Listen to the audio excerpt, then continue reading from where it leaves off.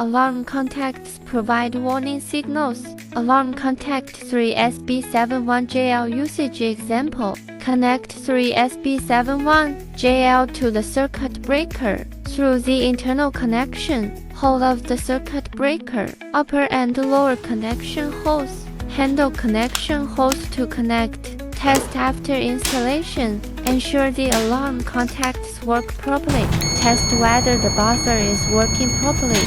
Connect a buzzer to determine the contact status. Determine contact location 959698. When the circuit breaker is in the open state, contact 9596 is in closed state, 9598 is in open state. Connect the buzzer to the contacts 9596 buzzer alarm. Connect the buzzer to contacts 9598 buzzer does not alarm.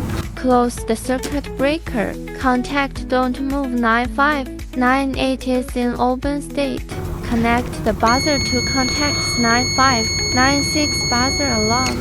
Connect the buzzer to contacts 9598 buzzer does not alarm. Installation conclusion. The contacts are closed normally, and the alarm contacts are working normally.